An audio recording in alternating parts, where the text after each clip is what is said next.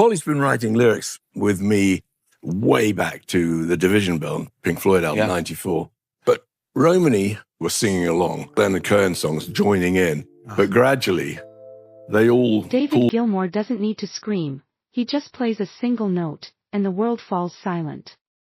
He never chased the spotlight, never thrived on scandal, and never relied on speed or showmanship. In an era when rock was defined by chaos and ego, Gilmour chose a different path, quiet, precise, and hauntingly emotional.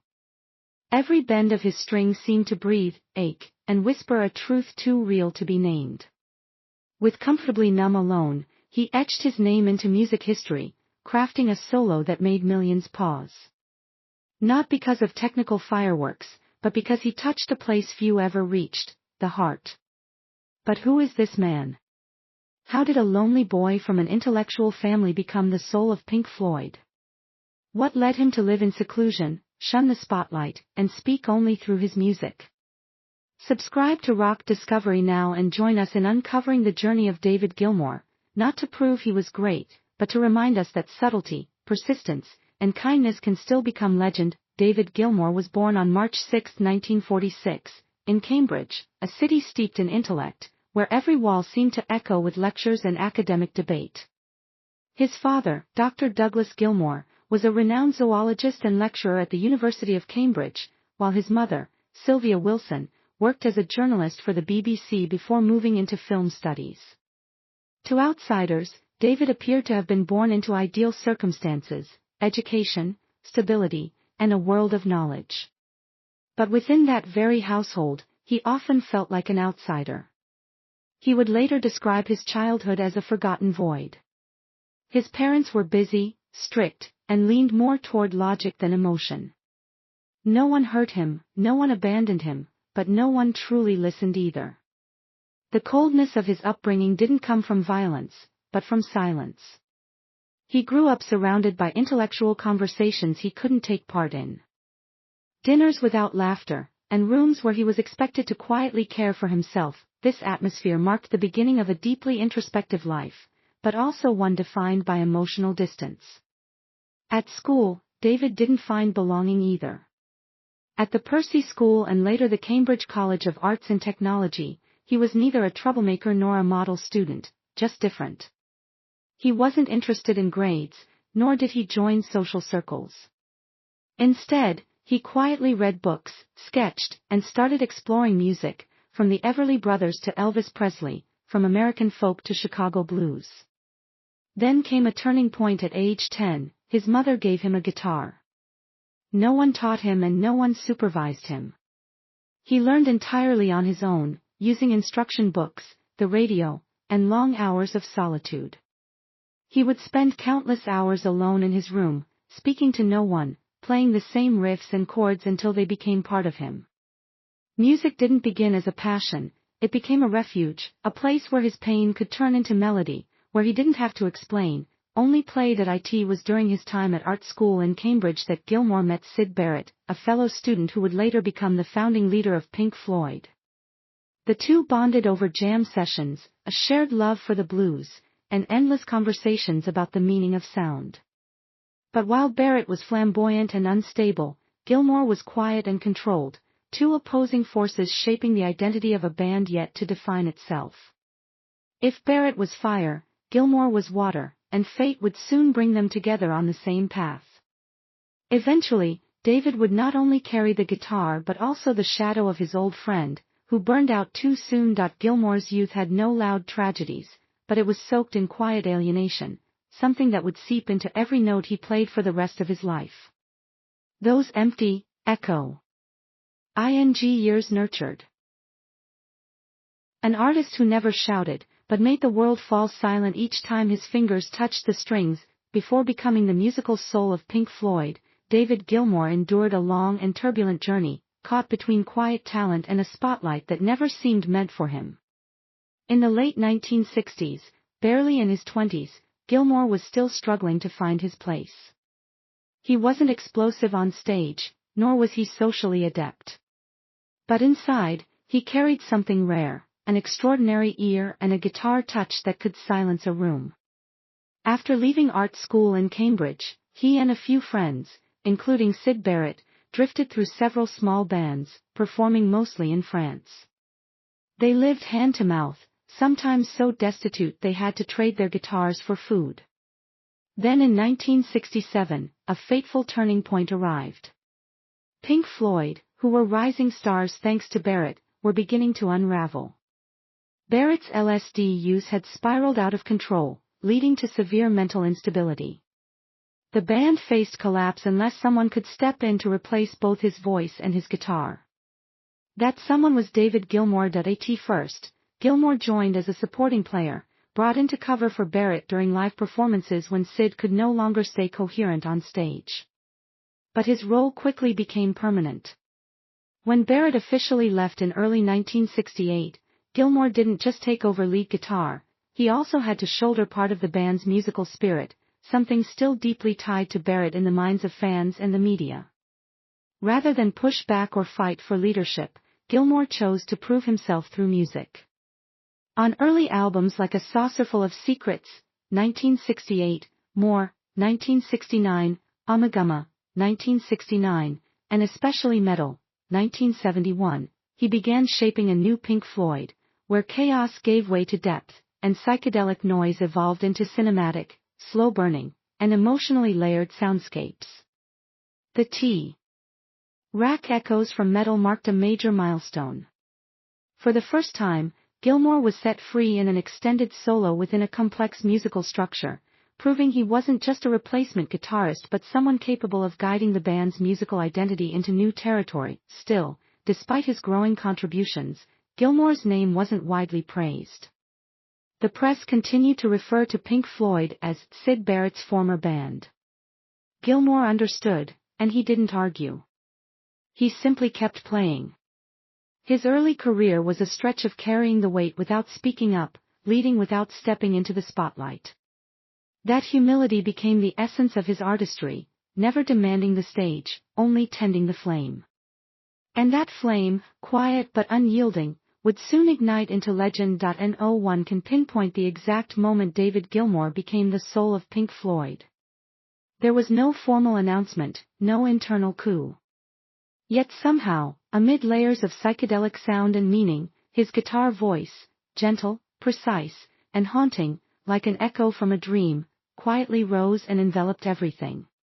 When Shine on You Crazy Diamond begins with its 3-minute-long intro, listeners no longer ask who leads Pink Floyd. They simply close their eyes and let Gilmour tell the story through his strings. Pink Floyd's breakthrough didn't happen overnight. It was the result of years of experimentation and setbacks, and Gilmour was the quiet force guiding that transformation. When The Dark Side of the Moon arrived in 1973, the world witnessed not just a technical and conceptual masterpiece but the imprint of an invisible hand weaving every sonic detail into a seamless whole. That hand belonged to David Gilmour. He didn't write the lyrics, nor did he initiate the overarching concepts, but he was the one who gave Roger Waters' abstract ideas soul, depth, and timeless resonance.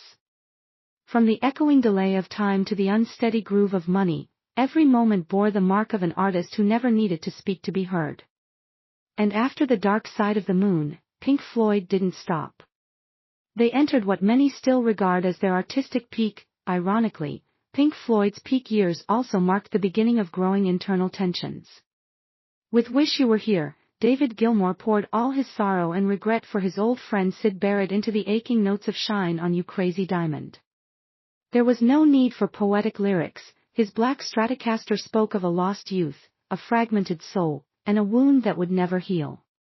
He also transformed the simple ballad Wish You Were Here into a universal anthem for absence and longing.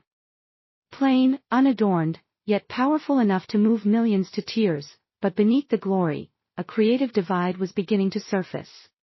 While Roger Waters increasingly wanted to use music as a platform for political declarations and societal critiques, Gilmour held fast to instinct, emotion, and nuance. The album Animal stands as a marker of this rift, dark, tense, and lyrically heavy, yet illuminated whenever Gilmour's guitar broke through. On Dogs, he didn't just play, he carved each note like an unspoken wound, pulling listeners in and leaving them breathless. Then came The Wall, a towering fortress of ideas, emotion, and conflict. Though largely Roger Waters's project, it was Gilmour who delivered the album's most iconic moment, Comfortably Numb. His soaring solo on that track is still ranked among the greatest of all time, not for its technical complexity, but for its surreal, aching ability to blur the line between sound and emotion. Without him, The Wall might have been consumed by sheer fury. With him, it carried a vulnerability that only an artist deeply familiar with pain could express, yet behind these legendary albums, a quiet but profound battle was unfolding between two creative forces. In the beginning, Waters and Gilmour had complemented each other. Waters generated concepts, and Gilmour gave them life. But over time, Waters took control, pushing heavy-handed political messages, while Gilmour found himself pushed aside, reduced to executing someone else's vision. The tension didn't erupt in public, it seeped into every take, every cold studio session, every silence that lingered after the music stopped. Gilmour never argued in the press. Instead, he responded the only way he knew how, through music. His solos became whispers of emotion against Waters's storm of logic. Fans, too, became divided. Some admired Waters for his intellect and boldness, while others stood with Gilmour, the quiet craftsman whose guitar seemed to voice the soul of a generation that didn't need words. This unspoken battle reached its peak after The Wall and exploded in 1985, when Waters left the band, declared Pink Floyd dead, and even sued Gilmour for continuing under the same name. For the first time, the man who had never claimed leadership was forced to steer the ship. Gilmour didn't lash out or retaliate, he simply returned to the studio. The result was a momentary lapse of reason, 1987, and later The Division Bell, 1994. These records not only kept Pink Floyd alive but also proved that Gilmour could lead a band without needing to shout. The haunting High Hopes, with his soft voice floating over tolling bells and open meadows, felt like a farewell to a turbulent era, reflective, wistful, yet free of bitterness.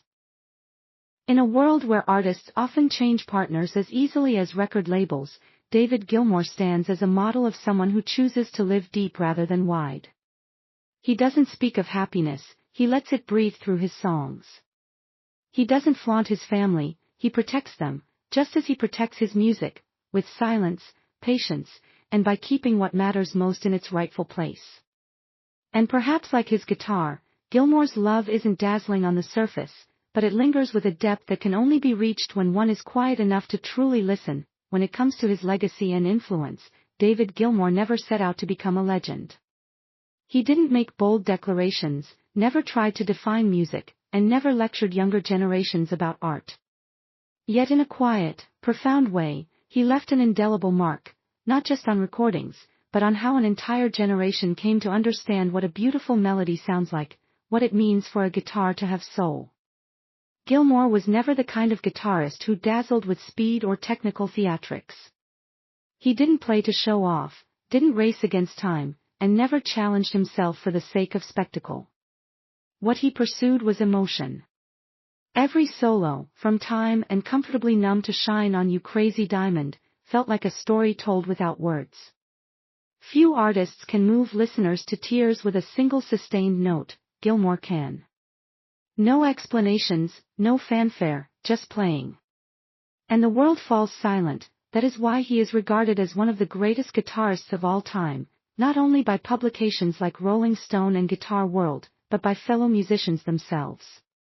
Artists such as Mark Knopfler, John Frusciante, Ed O'Brien of Radiohead, and Steven Wilson have all called him a guide, a model for creating depth in music without needing to be loud. In an era obsessed with quick impact, David Gilmour reminds us to slow down, to listen. And more deeply, and to discover how music can reach the soul. David Gilmour's influence extends far beyond guitar technique. As a co-architect of Pink Floyd's signature sound, he helped build an entire musical universe, cinematic and abstract, yet emotionally raw and intimate. No one else could make rock music feel as meditative and haunting as he did. Albums like The Dark Side of the Moon, Wish You Were Here, and The Division Bell weren't just commercial milestones, they became timeless spiritual experiences, listened to, reflected on, and passed down across generations.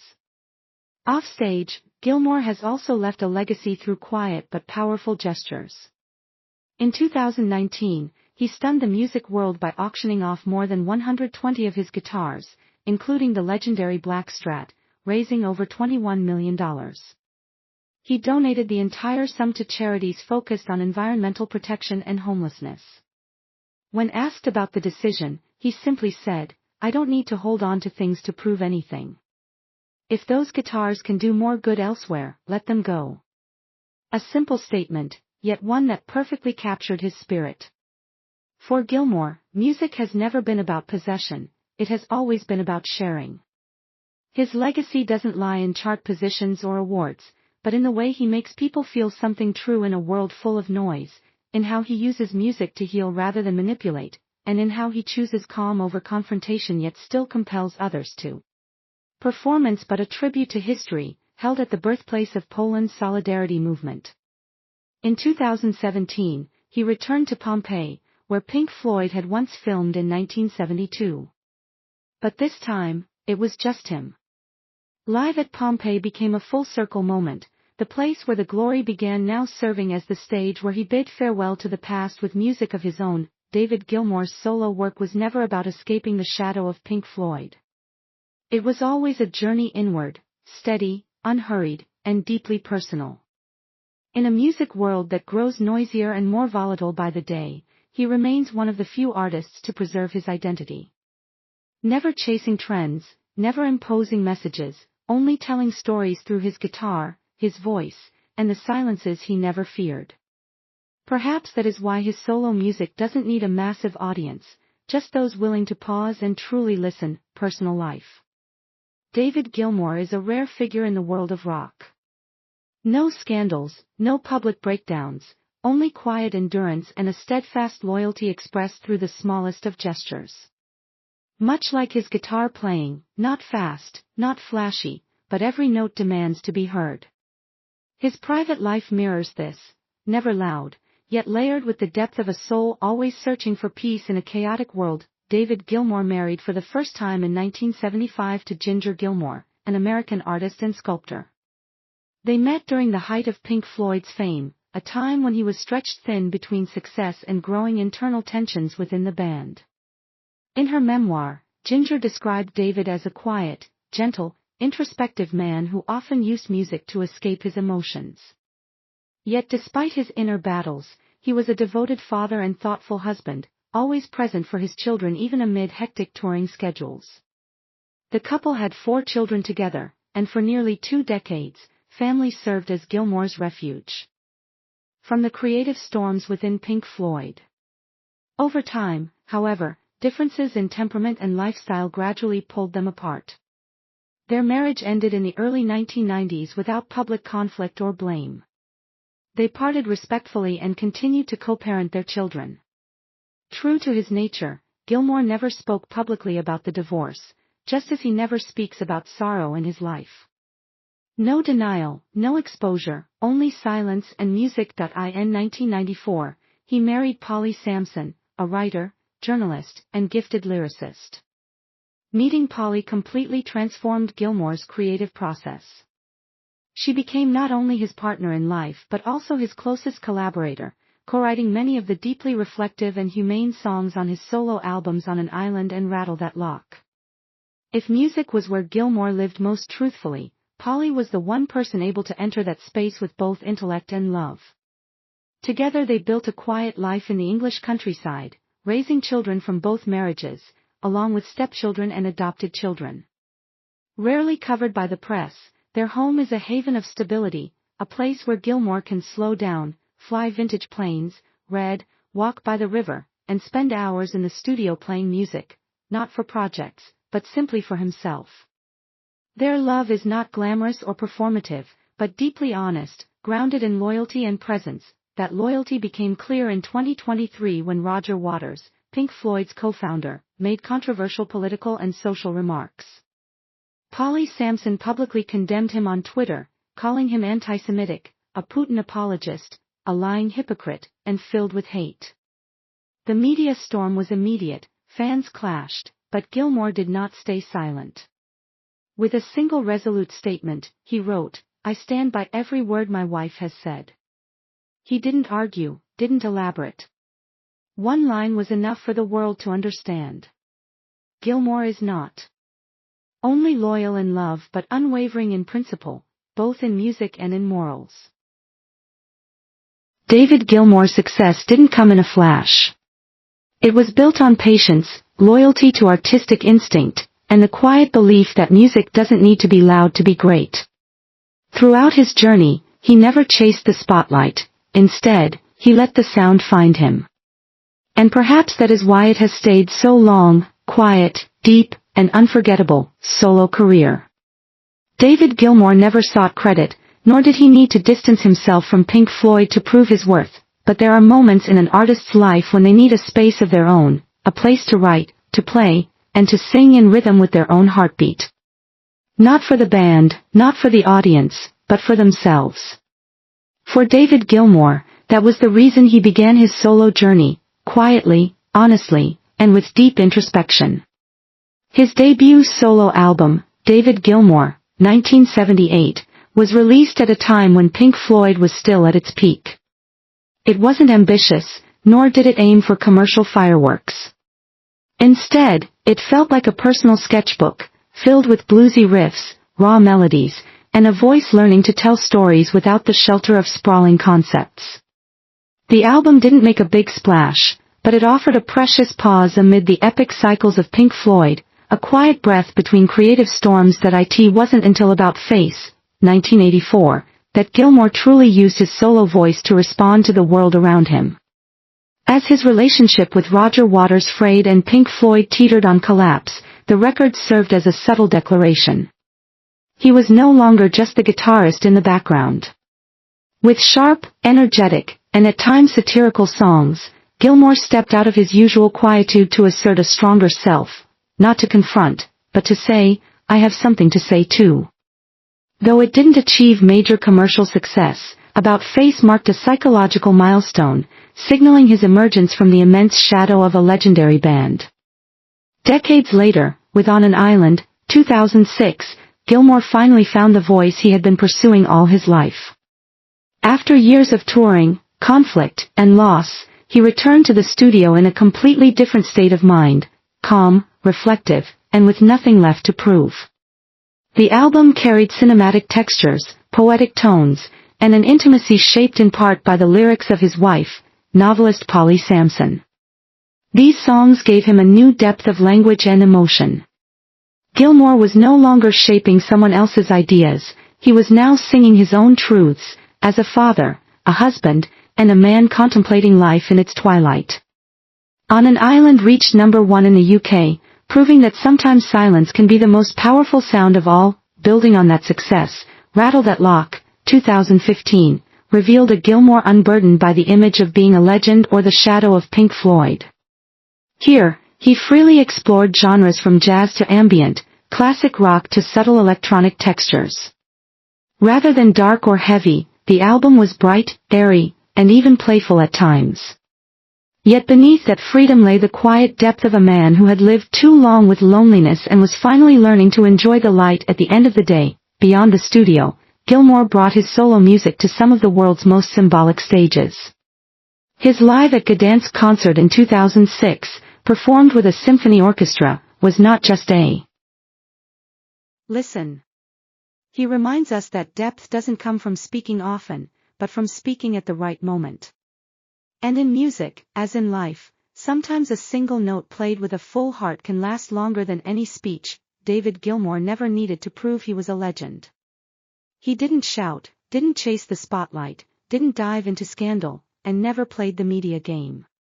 He stayed in the background, quiet, composed, and letting the music speak for itself. And that is exactly what set him apart.